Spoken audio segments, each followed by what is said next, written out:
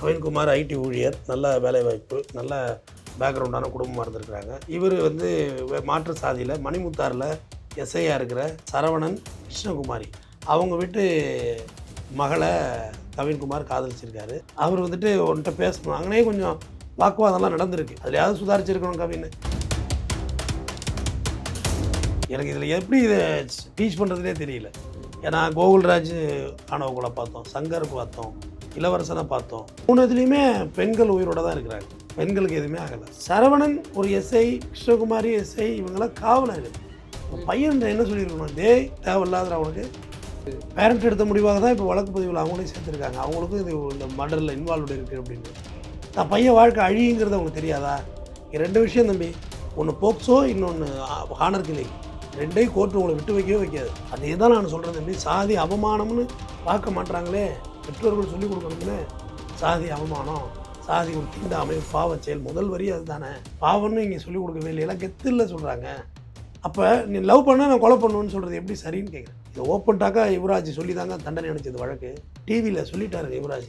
அந்த டிபேட்டில் வந்து சொன்னார், எங்கள் ஜாதிக்கு ஒன்றா நான் கொலை பண்ணுவேங்க அப்படின்னு ஸ்டேட்மெண்ட் கொடுத்தாரு. யார்? யுவராஜ் கொடுத்தாரு. கோகுல்ராஜோட பிஎம் ரிப்போர்ட்டு, அந்த பிஎம் ரிப்போர்ட்டை பார்த்தீங்கன்னா உங்களுக்கு தெரியும். மூளைங்கிற உறுப்பே கிடைக்கப்பெறவில்லை, நாக்கு 2ஆக வெட்டப்பட்டிருந்தது. எனக்கு அந்த பையனுக்கு கட்டி கொடுக்க விருப்பம். என் பொண்ணை, நல்ல பையன், வசதியாக இருக்கான், படிச்சிருக்கான், அன்பாக வச்சுப்பான், கட்டி கொடுக்க விருப்பம். ஆனால் மற்றவங்க சொந்தக்காரங்க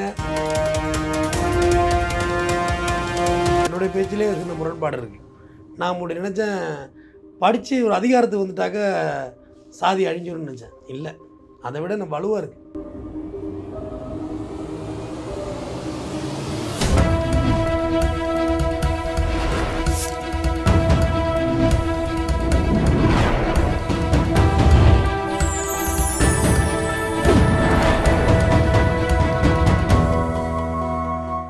சேனல் 5 தமிழ் நேயர்களுக்கு வணக்கம். இன்றைய நேர்காணலில் நம்மோடு பேச இருப்பது மூத்த வழக்கறிஞர் RS தமிழ்வேந்தன் அவர்கள். சார் வணக்கம். சார் வணக்கம் சார். நெல்லை பாளையங்கோட்டை KTC நகரில் ஒரு ஐடி ஊழியர் வெட்டி படுகொலை செய்யப்பட்டிருக்கிறாங்க.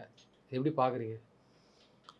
இறந்த தம்பி கவின் அவர்களுக்கு என்னுடைய ஆழ்ந்த இரங்கலையும் அனுதாபங்களையும் தெரியப்படுத்திக் கொள்கிறேன். என் சார்பாகவும் சேனல் 5 தொலைக்காட்சி சார்பாகவும் தெரியப்படுத்திக் கொள்கிறேன்.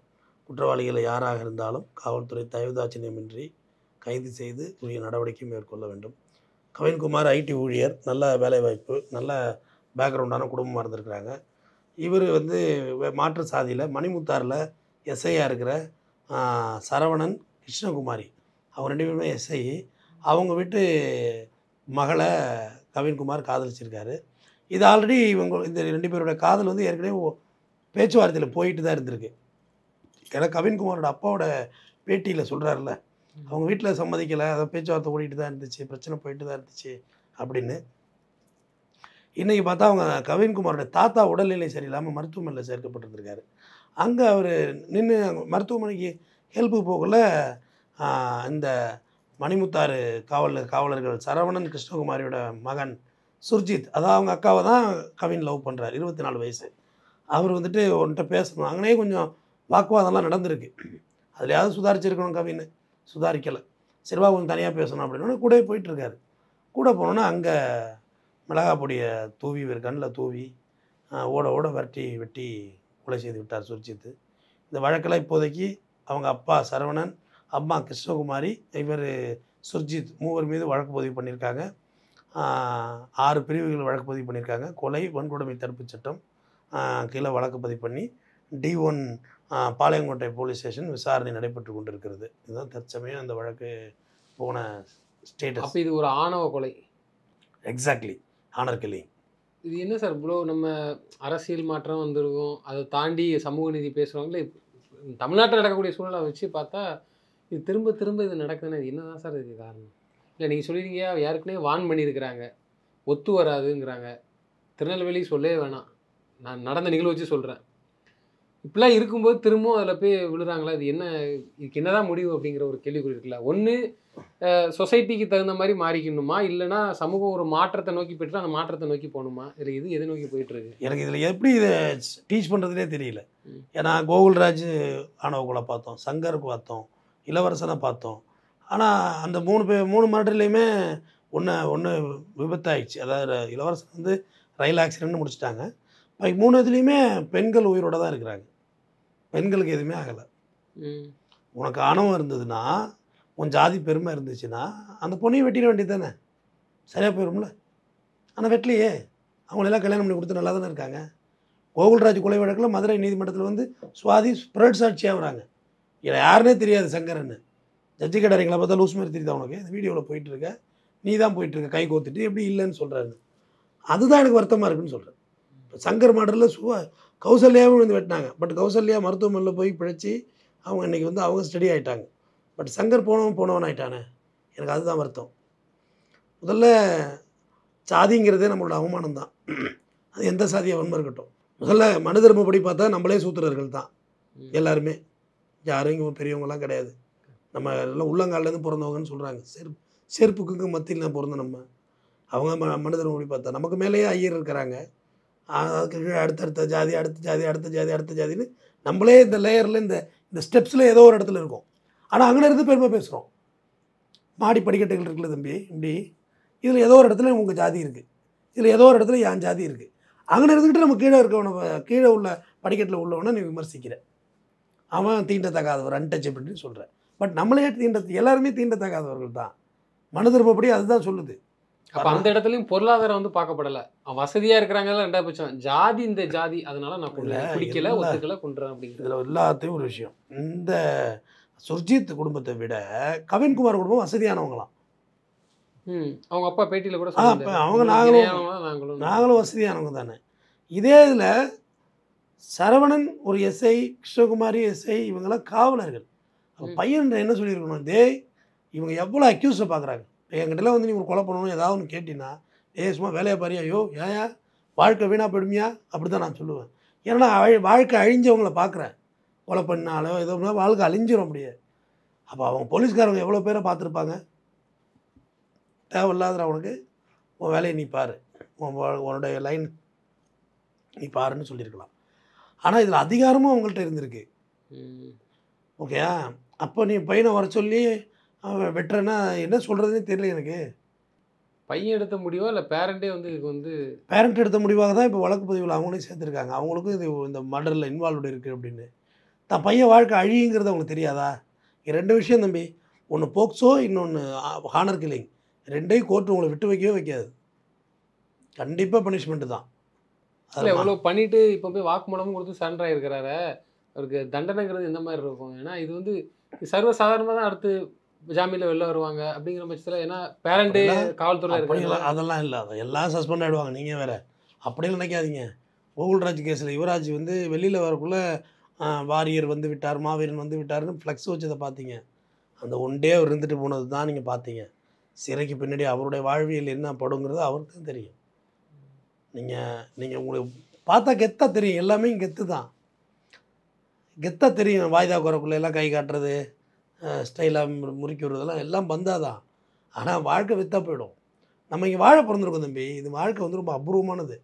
நான் அதான் சொல்கிறேன். நான் குரங்கா பிறக்கலை, பூனையாக பிறக்கலை, எவ்வளோ அடித்து கொண்டு இருப்பான். நாயாக பிறக்கலை, கல்லை விட்டே அடிச்சுப்பானுங்க. யானையாக பிறக்கலை, எங்கேயாவது கோயிலாக என்னை தூக்கிட்டு போய் குண்டிலன்னு பண்ணிருப்பாங்க. நான் மனிதனாக பிறந்திருக்கேன், நல்லா படிக்க தெரியுது, வாசிக்க தெரியுது, ஆனால் பேச தெரியுது. இவ்வளோ உறுப்புகளோடு நம்ம எல்லா ஆர்கன்ஸோடு நம்ம வந்திருக்கோம். அப்போ சக மனிதனை என்ன மதிக்கலைங்க உள்ள. அப்புறம் நீங்கள் என்ன வளர்ந்துட்டுங்கிறீங்க? ஆப்பிள் ஃபோனு, ஆரஞ்சு ஃபோனு எல்லாம் வச்சுருந்தா வளர்ந்துட்டா சமுதாயம்? எல்லோரும் காரு, பங்களா, வீடு, மாடி வீடு எல்லாம் வந்துட்டால் எல்லோரும் இங்கே சோறு கிடச்சிட்டா 3 வேளை? இல்லையே தம்பி, சாப்பாடே இங்கே பிரச்சனையாக இருக்கு. 3 வேளை உணவே பிரச்சனையாக இருக்குது. கல்வி எத்தனை நூற்றாண்டுகள் கழிச்சு நம்ம கையில் கிடச்சிருக்கு தெரியுமா? இந்த பேனா வந்து என் பாக்கெட்டில் உட்காந்துருக்கு, நேராக வந்து இப்படி உட்காரல. வர்றதுக்கு பல பேர் வகுத்து கொடுத்த சட்டங்கள், பல பேரோட போராட்டம், ரத்தம் இருக்குது இந்த பேனாவுக்கு பின்னாடி. எல்லாம் இருந்தும் நடந்துருது சார். இப்போ அவர் எடுத்துக்கிட்டிங்கன்னா படித்த ஒரு நல்ல ஒரு 1 லட்ச ரூபா சம்பளம் வாங்கக்கூடிய ஒரு ஐடி ஊழியர் தான். அப்போ படிப்பில் எதுவுமே இல்லை, ஆனால் அந்த இடத்த சாதின்னு தானே பார்க்கப்படுது. அதே தான் நான் சொல்கிறேன் தம்பி. சாதி அவமானம்னு பார்க்க மாட்டாங்களே, பெற்றோர்கள் சொல்லிக் கொடுக்கணும்னு. சாதி அவமானம், சாதி ஒரு தீண்டாமை, ஒரு பாவச் செயல். முதல் வரி அது தானே. தீண்டாமை ஒரு பெருங்குற்றம், அன்டச்சபிலிட்டி இங்கே வந்து பாவம்னு இங்கே சொல்லிக் கொடுக்கவே இல்லை. எல்லாம் கெத்து இல்லை சொல்கிறாங்க. ஏன்னா இப்போ ஒரு ஒரு 6 மாதம், ஒரு 1 இயராக கொஞ்சம் அமைதியாக இருக்கா நெல்லையில். எந்த இஷ்யூஸும் இல்லை. லாஸ்ட் இஷ்யூஸு தென்காசியில் பசங்க ஸ்கூல் பையன் போய் ஒரு பையனை வெட்டினான். அப்புறம் அப்படி அன்றைக்குள்ள பர்சனல் ரிவெஞ்செல்லாம் நமக்கு டோட்டல் டேலியில் சேர்க்க முடியாது. அப்புறம் அட்வொகேட் ஒருத்தரை மர்டர் பண்ணாங்க, அவர் ஏற்கனவே மர்டரில் இருந்தார். அப்புறம் கோர்ட்டில் வச்சு ஒருத்தரை மர்டர் பண்ணாங்க வாசலில், மாயாண்டி மாயாண்டி. தானே, மாயாண்டியை மர்டர் பண்ணாங்க. அது அவங்க 2 பேருக்குள்ள பர்சனல் மோட்டிவ். யார், அவருக்கு ஏற்கனவே மாயாண்டி அவங்க சகோதரனை கொலை பண்ணுறாரு, அவர் சகோதரன் மறுபடியும் வந்து கொலை பண்ணுறாரு. உயிருக்கு உயிர் சரின்னு நான் சொல்லலை, அது அவங்க குடும்ப பகை, அது தனிப்பட்ட பகை, அது அவங்க பண்ணிக்கிறாங்க. நம்ம இப்போ இதில் எனக்கு ரொம்ப பெரிய அச்சம் என்னென்னா, இது ஒரு சாதிய கலவரமாக கலவரமாக மாறிட்டுன்னு வச்சுங்களேன், பெரிய எல்லண்டோ பிரச்சனை வந்துடும், சட்டம் ஒழுங்கு பிரச்சனை வந்துடும். ஏன்னா கவின்குமார் வீடும் பேக்ரவுண்டு அதிகம்தான். அவங்களும் ஒன்றும் எளியவர்களாம் கிடையாது, ஃபைட் பண்ணி பார்க்கும். எதாக இருந்தால் என்ன, எளியவர்களாக இருந்தால் உங்கள் வீட்டு பிள்ளைய கொண்டுற முடியுமா? சண்டை போட தானே செய்வோம். அதனால தான் ரொம்ப நம்ம கவனமாக இருக்கிறோம். இது காதலில் போய் இப்போ கொலையில் போய் நிற்கிது. இப்போ சுர்ஜித், நான் இறக்கப்படுறது கவினுக்கு மட்டும் இல்லை, சுர்ஜித்துக்கு தான் இறக்கப்படுறேன். உனக்கு 24 வயசு தானே ஆகுது, வாழ்க்கையை முடிஞ்சு போகுது. வழக்கு 30 வயசில் ஏறி தண்டனை ஆகிட்டுன்னு வச்சுங்களேன், 30 வயசில் முடிஞ்சிடும். ஆனால் தெரியாமல் யாரும் பண்ணுறது இல்லை.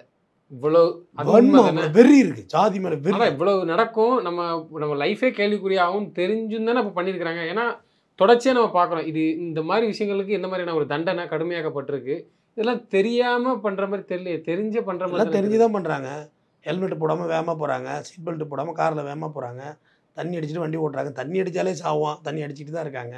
எதுவும் தெரியாமல் இதில் வந்து நம்ம பாவப்படுதா இறக்கப்படுறதா என்ன பண்ணுறது? அதான் சொல்கிறேன், இது எனக்கு என்ன வருத்தம்னா, இந்த ஊரில் எல்லாம் லவ் பண்ணுது. இந்த மனித குலத்தின் இந்த பூமியில் உள்ள ஜீவராசிகள் இருக்குல்ல, எல்லாம் வச்சுக்க, பாம்பு புழு பூச்சி எல்லாமே லவ் பண்ணுது தான் இன்னொரு உயிரினம் வருது. இந்த உயிரினத்தை நம்ம இந்த உயிரினமாக இருக்கோம்ல, இதோட மாபெரும் அல்டிமேட் என்ன தெரியுங்களா? பெரிய வீடு வாங்குறதோ, BMW car வாங்குறதோ, Audi car வாங்குறதோ, 10 flat வாங்குறதோ, 5 கல்யாணம் பண்ணுறதோ இல்லை, இனவிருத்தி பண்ணுறது தான். நீ 5 கல்யாணம் பண்ணாலும் இனவிருத்தி தானே பண்ண போகிற. இனவிருத்தி தான் ரொம்ப முக்கியமானது. ஒரு பூவும் ஒரு வண்டு மூலியமாக லவ் பண்ணது விட்டு தான் மரம் வருது. வண்டு தானே மகரந்த சேர்க்கை காலில் ஈடுபடுது, அது வழியாக மரம் செடி கொடியெல்லாம் வருது, இல்லைன்னா அழிஞ்சு போயிடுமா உலகம். அப்போ இதுக்கு சாதி இத்தனை 2025 2025 நான் சாதிக்காக கொலை பண்ணுவேன்னு சொல்கிறத வந்து நீங்கள் எப்படி பார்க்குறீங்க?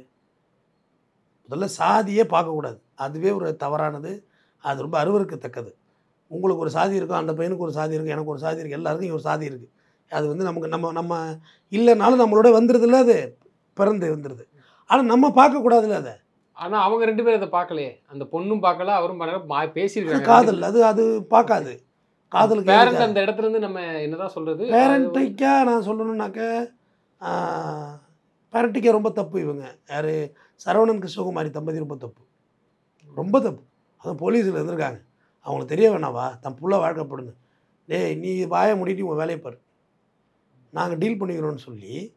இப்போ உங்களுக்கு நான் இந்த ஜாதியை என்கரேஜ் பண்ணலை, உங்களுக்கு கட்டி கொடுக்க விருப்பம் இல்லைன்னா சரவணன் கிருஷ்ணகுமாரி கூப்பிட்டு கவின்குமாரோட அப்பாட்ட பேசியிருக்கலாம்ல. இல்லை பல முறை பேசியதாகவும் சொல்லப்படுது, பல முறை நாங்கள் பேசியிருக்கிறோம், கேட்கவே இல்லை, திரும்ப பேசுகிறாங்க, வந்து பார்க்குறது, அந்த மாதிரி. அதுக்காக கொலை பண்ணுறீங்களா சொல்லுங்கள்? காதல் கேட்காதுங்க, அந்த வயசு அப்படி. 25 வயசில் நான் எப்படி இருந்தேன் தெரியுமா? யார் பேசுறது கேட்க மாட்டேன். இன்றைக்கி நான் யார் பேசுகிறது கேட்க மாட்டேன். எனக்குன்னு சில பாலிசி இருக்கும், அதை நான் எப்படி கேட்பேன்? நான் இண்டிவிஜுவலாக இங்கே வாழ பிறந்திருக்கேன், எனக்குன்னு ஆசாபாசங்கள் இருக்கும், எனக்கு நல்லது கெட்டது எனக்குன்னு ஒரு ஃப்ரேம் பண்ணி வச்சுருப்பேன், இதான் நல்லது இதுதான் கெட்டதுன்னு. அதை வந்து நான் சொல்கிறத கேளுன்னு நீங்கள் சொல்கிறதுக்கு யார்? என்ன மன்னராட்சியா? மன்னராட்சியில் தான் இந்த கிங் ஜாங் இருக்கான் ஒரு குட்டை பையன், அவன் தான் அந்த மாதிரி அந்த நாட்டை பைத்தியக்கார நாடு மாதிரி வச்சுருக்கான். நாடே வறுமையில் இருக்குது, ஒரு எலெக்ஷனு கம்பெனியே கிடையாது, ஒரே ஆள் தான், நான் மட்டும்தான் எனக்கு தான் ஓட்டு போடணும். இது தேர்தலா? நாடு எவ்வளோ கொடுமையில் இருக்குது தெரியுமா? நம்மளாம் எவ்வளோ நல்லாயிருக்கும். அப்போ நீ லவ் பண்ணால் நான் கொலை பண்ணுவேன்னு சொல்கிறது எப்படி சரின்னு கேட்குறேன். இதை ஓப்பன் டாக்காக யுவராஜ் சொல்லி தாங்க தண்டனை அனுப்பிச்சது வழக்கு. டிவியில் சொல்லிட்டாருங்க யுவராஜ். அந்த புதிய தலைமுறை இவர் இருக்கார்ல, கார்த்திகை செல்வன் தம்பி ஆங்கராக இருக்கு, அவர் ஒரு சாட்சி இந்த வழக்கில். அவர் தான் அந்த டிபேட்டில் வந்து சொன்னார், எங்கள் ஜாதிக்கு ஒன்றா நான் கொலை பண்ணுவேங்க அப்படின்னு ஸ்டேட்மெண்ட் கொடுத்தாரு. யார்? யுவராஜ் கொடுத்தாரு. அதுதான் தண்டனை ஆச்சு வழக்கு. கோகுல்ராஜோட பிஎம் ரிப்போர்ட்டு இந்த ஒரு பையில் இருந்துச்சு, அந்த பிஎம் ரிப்போர்ட்டை பார்த்தீங்கன்னா உங்களுக்கு தெரியும், மூளைங்கிற உறுப்பே கிடைக்கப்பெறவில்லை, நாக்கு 2ஆக வெட்டப்பட்டிருந்தது. இப்படி நினச்சி பாருங்க. கொள்றதுக்கு முன்னாடி அவர்கிட்ட ஒரு வீடியோ ரெக்கார்டர், நானாக தான் சாவரேன்னு. எவ்வளோ நாக்கு அப்படி 2ஆக வெட்டிட்டு சாவானா? தலையை அறுத்து கழுத்தை அறுத்து விட்டு அந்த டயப்ராம் சுத்தமாக வெட்டப்பட்டிருந்தது. எனக்கு அதான் சரி, ஆணவமாக கொலை பண்ணீங்க, அவன் லவ் பண்ணிட்டான், அப்போ உங்கள்கிட்ட பொண்ணை வெட்டியிருக்கணும்ல. கொலை பண்ணிட்டப்பா ரைட்டு, சந்தோஷம், மகிழ்ச்சியாக இருந்திருப்ப, நீ கொலை பண்ணிட்டோம், உயிரை எடுத்துட்டோன்னு உங்கள் பொண்ணையும் வெட்டிட வேண்டியதானே, ஏன் அந்த பொண்ணை உயிரோட வைக்கிறீங்க? இப்போ நமக்கு ஒரு நியாயம், அடுத்தவனுக்கு ஒரு நியாயம். சுர்ஜித்து போய் கவினை வெட்டினேன், உங்கள் அக்காவை. இப்போ இது ஒரு ஒன் சைடு லவ்வாக இருந்து கவின் மட்டும் ஃபோர்ஸ் பண்ணிகிட்டு இருந்தா கூட லிட்ரலி தப்பு, மாரலி நீ ரைட் சொல்லலாம். எங்கள் அக்காவை டெய்லி லவ் பண்ணி டார்ச்சர் பண்ணுறான், அவன் நேரம் கட்ட நேரத்தில் ஃபோன் அடிக்கிறான், எங்கள் அக்கா விருப்பம் இல்லை, என்னை ரொம்ப வாழவே முடியல, இவங்கெல்லாம் போலீஸ்காரங்க 1000 பொய் கேஸ் போட்டு உள்ள தள்ளி வாழ்க்கே இல்லாமல் பண்ணிடுவாங்க கவினை. பொண்ணு இங்கே இன்வால்வ்டுங்கிற தொட்டு தான் அவங்க கேஸ் போட முடியல, புரியுதா?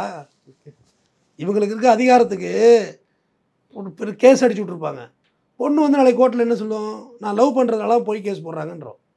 அந்த இஷ்யூஸ் அதில் இருக்குது. அதனால தான் இவங்க அதை பண்ணலை, கொலை பண்ணுற முடிவுக்கு போயிட்டாங்க. உங்களுக்கு ஜாதி பெருமைனா உங்கள் பிள்ளைகிட்ட சொல்லி வளங்க, உங்கள் பொண்ணுக்கிட்ட சொல்லி வளங்க. நம்மளாம் கெத்து, இது கரெக்ட்.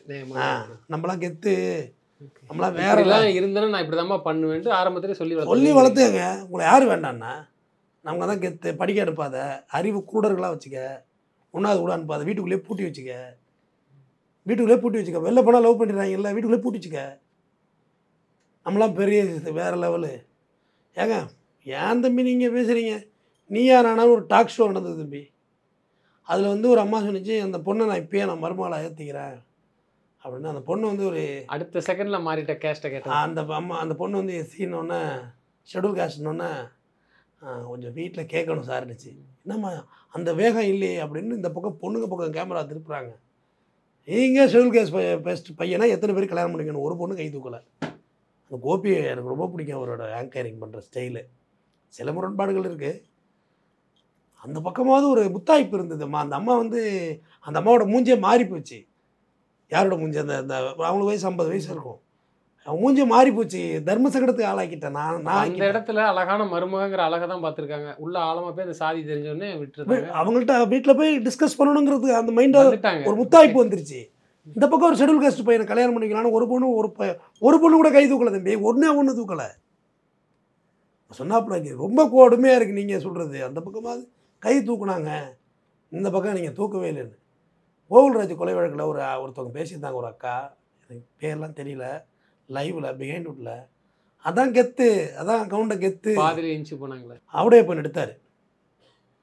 அதாங்க உங்கள் இதில் ஹெட்ஃபோனில் பேசுனாங்க, அதான் கெத்து, கவுண்டை கெத்து அப்படின்னு சொன்னாங்க. அம்மா ஒரு ஆம்பளை பேசியிருந்தா கூட எனக்கு இந்த வேதனை வந்திருக்காது, நீங்கள் பேசுனது எனக்கு ரொம்ப வேதனையாக இருந்துச்சு அப்படின்னு சொன்னார். அதாவது சாதி தீண்டாமை இதுலேருந்துலாம் விடுபட்டு நம்ம எத்தனையோ தலைமுறைகள் மாறி இப்போ வந்துட்டோம். நாசாவுக்கு போயிட்டாங்க தம்பி. சுனிதா போயிட்டு அங்கே இறங்கி அங்கே 9 மாதம் தலைங்கீழாக இருந்து கீழே வர்றாங்க. இதில் எங்கன்னா தம்பி சாதி வந்திருக்க முடியும்? நான் எல்லோரும் கேட்குற கேள்வி கேட்குறேன். ஒரு ஆக்சிடென்ட் ஆகிட்டு ஒருத்தர் கை போயிட்டு இந்த சாதி பிளட் வர வரையும் வெயிட் பண்ணணுன்னு ஒருத்தர் சொல்கிறான்னு வச்சுக்கேன், அவனை வேணால் சாதிய தலைவராக ஒத்துக்கலாம். எனக்கு இந்த ரத்தம் தான் வேணும், எனக்கு இந்த கிட்னி தான் வேணும், இந்த லிவர் தான் வேணும்னு ஒருத்தன் உட்காந்துருந்தானா அவனை போகிற சொல்லலாம். உயிர் பிழக்க என்ன ஒன்றுமோ செய்கிறோம். இதில் எங்கே இருந்தது சாதி? இப்போ படிக்காத இடங்களில் தான் சாதி ஆணவ கூட நடக்குது அப்படின்னா, படித்த இடங்களில் நடக்க ஆரம்பிச்சிட்டேன். இப்போ நான் சொன்னதில் யாருமே படிக்காதவங்க கிடையாது. இல்லை, இதுக்கு முக்கியமாக காரணம் என்ன பார்க்கப்படுது? நீங்கள் கூட சொன்னீங்க, இந்த நீயா நானாவில் கூட ஒரு பொண்ணு பார்த்ததும் பிடிச்சிட்டு கேட்குறாங்க. பட் அதை தாண்டி சாதி பேரை சொன்னது இந்த அம்மாவுக்கு மனசே உடஞ்சிட்டு. இதுக்கு மெயின் ரீசன் வந்து சொசைட்டி எடுத்துக்கலாமா? இந்த சமூகம் வந்து இவங்களை இப்படி தான், இந்த நான் கெட்டிக்கிட்ட நாளைக்கு இவங்க இப்படி பேசுவாங்க, எனக்கு அவ்வளோ பேர் முன்னிட்டு என் சமுதாய மக்கள்கிட்ட நான் வந்து தலை குனிஞ்சு நிற்கணும், இது பார்க்கலாமா? அப்போ ஒரு சொசைட்டி மேலே ஒரு குறை இருக்குல்ல. அதாவது இங்கே எப்படி இருக்குன்னா, நீ ஒரு பியூர் வெஜிடேரியன், உனக்கு ஒரு பீஃப் பிரியாணி சாப்பிட்ணுன்னு ஆசை இருந்தால் கூட, நம்மளாம் வெஜிடேரியன் ஆச்சே, சாப்பிட்டா நம்மளை தப்பாக நினைப்பாங்க இந்த சொசைட்டின்னு சாப்பிடாம வீட்டுக்கு போகிற. அதான் மீனிங். இது நான் கேட்ட கேள்வி அர்த்தம். எனக்கு அந்த பையனுக்கு கட்டி கொடுக்க விருப்பம்.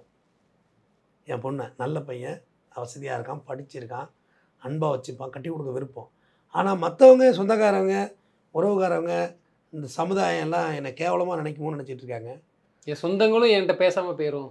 அது ரொம்ப தப்பு, அது ரொம்ப தப்பு.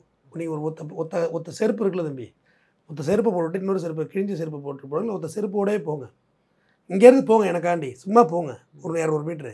ஒருத்தவங்க கூட உங்களை யாருன்னு பார்த்துருக்க மாட்டான். நம்மளாம் நினச்சிக்கிறது இந்த சமுதாயம் நம்மளே பார்த்துக்கிட்டு இருக்கு, நம்மளே காந்தி நேருவே மறந்துட்டான், நம்மளே ஒன்றுமே ஞாபகம் வச்சுட்டு இருக்க போகிறான். அதாவது இப்போ வரிசையாக நடந்த வரதட்சணை மரணங்கள். ரிதன்யா தான் ஒரு பிரேக்கிங். நிறைய பேசணும், உங்கள் சேனல்லே நான் பேசியிருக்கேன். ரிதன்யா நல்ல வசதியாக இருக்கானா மாப்பிள்ளை, நம்ம சாதியாக இருக்கானு பார்த்து தானே கட்டி கொடுத்தீங்க. 300 பவுன் நகை போட்டு. ஏன் அந்த உங்கள் பொண்ணு அங்கே சூசைட் பண்ணுது? நல்லவனான்னு பார்க்கலையோ? நல்லவனான்னு பார்க்கல. பொண்ணுங்களுமே அப்படி தான் வெள்ளத்தோல் மாப்பிள்ளையை பார்க்குது. பயலோளும் வெள்ளத்தோல் பொண்ணை தான் பார்க்குறான். இந்த அபிராமி மாரி குழந்தைய கொண்டவளை வெள்ளத்தோல் தான் நின்றுட்டாலே. மனசு அழகாக இல்லையே. நீங்கள் உங்கள் ஊரில் உள்ள பையன், நான் என்ன சொல்ல போனால், நான் திருமணத்தையே ஆதரிக்கிறவன். அது எந்த அப்புறம் கலப்பு திருமணம், எல்லாம் திருமணம் தானே, பண்ணிக்க வேண்டியதுதான். அப்போ நீங்கள் கண்டிப்பாக இந்த கவின்குமார் மாரி மாப்பிள்ளைக்கெல்லாம் கொடுத்தீங்கன்னு வச்சுங்களேன், அவ்வளோ தாங்கி தாங்கி அந்த குடும்பம் உங்களை பார்த்துக்கும். எனக்கு தெரியும் அதோட எப்படி இருக்குங்கிறது எனக்கு தெரியும். தாங்கி தாங்கி பார்த்துப்பாங்க. சம்மந்தி வர்றாரு, சம்மந்தி அம்மா வர்றாங்க, அவ்வளோ மரியாதை கொடுப்பாங்க. ஏன்னா நீ உங்களிடம் இருந்த அந்த பெருந்தன்மை. நான் கட்டிக்க பரவாயில்லைங்க, சாதியெல்லாம் பரவாயில்லைங்க, என் மகன் ஆசைப்பட்டுச்சு, உங்கள் மகனும் ஆசைப்பட்டுச்சான், கட்டி கொடுத்துட்றேன் அப்படின்னா அதுக்கு பிறகு அந்த லைஃப் ஸ்டைலே வேறு மாதிரி இருக்குங்க. சுர்ஜித்தெல்லாம் அங்கே போனால் கொண்டாடப்பட்டிருப்பார். கறி வேணுமா, ஈரல் வேணுமா, அது வேணுமா, இது சமைச்சு வச்சு சந்தோஷமாக இருக்கும். இது நான் இன்றைக்கே சொல்கிறேன். ஒரு டிஎன்ஏ மாற்றி பாருங்கள், வீரிய ஒட்டாக உங்களுக்கு எதிர்கால சந்ததி வரும். எதுக்கு ஒரே அக்கா விட்டு பொண்ணு மாமா விட்டு பொண்ணு ஏன் கட்டக்கூடாதுன்னு சொல்கிறாங்க? குழந்தை குறைப்பிரசவமாக பிறக்குதுன்னு சொல்கிறாங்கல்ல. நீங்கள் மாற்று இனத்தில் மாற்று சாதியில் கல்யாணம் பண்ணி பாருங்களேன், பயங்கர அக்ரஸிவாக அந்த குழந்தை இருக்கும்.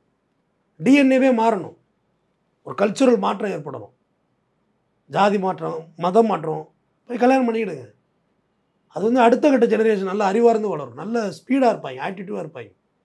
சார் இன்றைக்கி இருக்க சூழலுக்கு எல்லாருமே படிக்கிறோம், எல்லாருமே படித்து ஒரு கட்டத்துக்கு மேலே வந்துட்டோம். அப்படிங்கும்போது இது திரும்பவும் இது இருக்குதுன்னா அது ஏன்னா 2 பேருமே படித்தும் இந்த மாதிரி நடக்குன்னா அப்போ இதுக்கு ஒரு முடிவே இல்லைங்கிற மாதிரி தானே சார் தெரியுது. என்ன வேணாலும் நீ கலெக்டராக வேணாலும் இரு, எனக்கு தேவை என் சாதியில் இது பண்ண நான் அப்படிங்கிற மாதிரி. இப்போ நான் என்னுடைய பேச்சிலே சின்ன முரண்பாடு இருக்குது. நான் முன்னாடி நினச்சேன் படித்து ஒரு அதிகாரத்துக்கு வந்துட்டாக்க சாதி அழிஞ்சிடும்னு நினச்சேன். இல்லை, அதை விட நான் வலுவாக இருக்குது, இன்னும் பலமாக இருக்குது தம்பி. எந்த கவர்மெண்ட் ஆஃபீஸ் போனாலும் அங்கேயும் ஜாதி இருக்குது. அவங்கவுங்க குழுக்களுக்குள்ள தான் பேசிப்பாங்க. சரி, படித்தா கல்வி போய்ட்டுனா பள்ளிக்கூடத்துலேயே ஜாதி வெற்றானே போகுது. படித்தவங்களும் அப்போ அந்த எண்ணத்தில் இருக்கிறாங்க. ஜாதி மாறவே இல்லை, ரொம்ப ஆழமாக இருக்குது. எல்லா கம்யூனிட்டிக்கும் யார் சாதி பெருமை பேசுனாலும் தப்புங்கிறது தான் என்னோட கருத்து. யாரும் சாதி பெருமை பேசக்கூடாது. அரசு அலுவலகங்களில் இருக்குது, கோயில் நிர்வாகத்தில் இருக்குது. ஐயர் போயிட்டு ஐயங்காரோட ஒன்றா பொண்ணு கொடுத்துட்றாங்களா?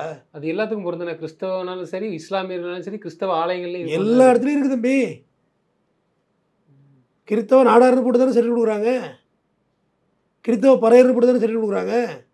அப்போ எங்கே சாதி அழிஞ்சுது? ஏங்க தம்பி, இங்கே உள்ள ஒரு ஐயரை அந்த கோயிலில் போய் மணியாட்ட முடியாது, அங்கே ஐயரை அந்த கோயிலில் மணியாட்ட முடியாது. அப்போ நேஷனல் வைடு ஒரு ஜாதி இருக்குது தானே. ஏங்க பிரதமர் மோடிங்க, அவர் கட்டின ராமர் கோயிலுக்குள்ளே அவரை விடலைங்க, வெளியே தான் நின்னாரு. சொல்லுங்கள், பதில் சொல்லுங்கள். அவர் தான் கட்டினார், அவரே உள்ள விடலையே. திரௌபதி முர்மு புதிய பாராளுமன்றத்தில் உள்ள விடலையே, திறப்பு விழாவுக்கு அழைப்பே இல்லையே. ஒரு எஸ்டி ஷெடியூல் ட்ரைப்புக்கு நான் கொடுத்துருக்கேன்னு சொல்லி கிரெடிட் கேட்குறாங்கல்ல, அப்புறம் அந்த அம்மாவை கூப்பிட்டு அந்த அம்மாவே திறக்க சொல்லியிருக்கலாமே, உள்ள விடலையே. ஜாதி இருக்குது தானே, நல்ல வளமாக இருக்குது. சென்னை போன்ற பெருநகரங்களில் ஜாதி இல்லை தம்பி, இல்லைன்னா அழியலை. உங்கள் ஹவுஸ் ஓனர் வேறு ஜாதி, நீங்கள் வேறு ஜாதி, அவர் ஹவுஸ் ஓனர் அந்த ஜாதி தான் வரணும்னா அப்புறம் எப்போ தான் வாடகை கூடுறது வீட்டை? அவர் பொண்ணை கட்டினா தான் ஜாதி வந்துடுமோ? என்ன தம்பி, அது வராது. நீங்கள் உங்கள் சாதிக்கான வீடை போய் தேட முடியுமா? இல்லை, அது இயல்பு, அது எல்லா ஊர்லேயும் இருக்குது, அது வேற விஷயம். பொண்ணு கொடுத்து பொண்ணு எடுக்குது, உறவு வைக்கிறது தானே பிடிக்கலங்கிறாங்க. இப்போ நான் கொடுத்துட்டா எனக்கு என்னோட எல்லா சாதிலையும் உட்காந்து ஒன்றா உட்காந்து தண்ணி அடிக்கிறான், ஒன்றா சிகரெட் வாயிலேருந்து எடுத்து பற்ற வச்சிடறான், இருக்கு பார்க்குறேன். ஒரே காரில் போகிறான், அவன் ஓட்ட இவன் உட்காடுறான், இவன் ஓட்ட அவன் உட்காடுறான், அவன் வீட்டில் கறி இருந்தால் இவன் போய் சாப்பிட்றான், இவன் வீட்டில் கறி இருந்தால் என்ன சொல்கிறாங்கன்னா அதோட நிப்பாட்டிக்கோங்கிறாங்க. அதான் பொண்ணு கேட்கக்குள்ள இவனுக்கு எங்கே இருந்தால் அந்த இது வந்துடுது, சாதி உணர்வு. எல்லாத்துலேயும் இப்போ நான் சொன்னது எல்லாம் நடக்குது தானே. நம்ம வீட்டில் விசேஷம் அவங்க வருது, அவங்க வீட்டில் விசேஷம் நம்ம வர்றது, எல்லாமே நடக்குது. எங்கே போய் இடிக்குது? இது திருமணத்தில் இடிக்குது, உன்னோட வழிபாட்டு முறையில் இடிக்குது. சாமி கும்பிட்றீங்கள, அந்த இடத்துல சாதி இருக்குது. இல்லை, அது கூட ஓகேன்னு கடந்துருந்தாங்க. ஏன்னா அதுலேயும் சாதி பார்த்துட்டாங்க. அவங்க கிறிஸ்டினாக இருந்தாலும் இவன் இந்துவாக இருந்தாலும் ஒரே கம்யூனிட்டியாக இருக்கா, ஓகேன்னு ஆயிடுது. சாதி தானே பேசிக்காக பார்க்கப்படுது, அது ஒன்று தானே பெரிய. அதான் சொல்கிறேன், எங்கே உனக்கு ஆரம்பம்னா வழிபாட்டு முறையில் ஆரம்பிக்குது. கோயிலுக்குள்ளே போகிறதுலாம் பிரச்சனை ஸ்டார்ட் ஆகுது. கோயிலுக்குள்ளே எல்லோரும் போக முடியல, அங்கே பிரச்சனை ஸ்டார்ட் ஆகுது. அப்புறம் அப்படியே பின்னோக்கி வந்தால் திருமணத்தில் ஏங்க உங்கள்கிட்ட திருமணத்துக்கு சாப்பாடு பரிமாறுறாங்கல்ல, அவங்க எல்லாம் என்ன ஜாதின்னு கேட்டு பரிமாற மாட்டீங்களா? இன்னைக்கும் கிராமத்துல வாராங்க, நண்பர்னு சொல்லிட்டு பிற சமுதாயத்திலும் வராங்க, நட்பா எல்லாம் பந்தியே பரிமாறுறாங்க கல்யாணத்துல வந்து. அதெல்லாம் மாற்றம் எல்லாருக்கும் வரவேற்பறையில் இருக்காங்க, மேடையில் நிற்க வச்சு ஃபோட்டோ எடுக்கிறாங்க, மாப்பிள்ளை தோழனா அழைச்சிட்டு போயிருக்காங்க, நான் பார்த்துருக்கேன். ஆனால் பொண்ணு கேட்டால் கோவம் வந்துடுது. அதான் அந்த அந்த அதான் பொண்ணு என்பவள் உன்னுடைய சொத்தாக பார்க்கப்படுகிறது. ஒரு கிரெடிட்டாக பார்க்குறான், நமக்கு மானகேடாக பார்க்குறான். அந்த நிலை மாறணும். இந்த இந்த சமூகம் அவ்வளோ மாறணும். இது ஒரு வேறு சட்ட ரீதியாகவே இதை எதிர்கொள்ளணும். ரிட்டாலியேஷன்லாம் இருக்கக்கூடாது. இருக்கக்கூடாதுன்னு சொல்கிறத விட அது தேவையில்லை. பலிக்கு பலி பலிக்கு பலி போயிட்டே தானே இருக்கும். சாதிய கலவரமாக உருவெடுத்துடக்கூடாது. அது ரொம்ப பார்த்து பார்த்து நான் பேசுகிறேன். ஏன்னா ஒரு சின்ன விஷயம்னாலும் ஒரு கொலாப்ஸ் ஆகிடுது. சாதிய கலவரம் ஆகிடக்கூடாது. சட்டம் கண்டிப்பாக மேலானது. நீதிமன்றத்தை நம்புங்க. நீதிமன்றம் உங்களுக்கான தீர்ப்பு கொடுக்கும். 1000 அழுதாலும் ஆண்டவர் திரும்புவதில்லை. அந்த தம்பி கவினோட பெற்றோர்கள் தங்கள் மனதை திடப்படுத்தி கொண்டு வாழணும்னு கேட்டுக்கிறேன். நன்றி. நிச்சயமா சார். தொடர்ந்து எங்களுக்கு கருத்துக்களை வேண்டுமே. நன்றி.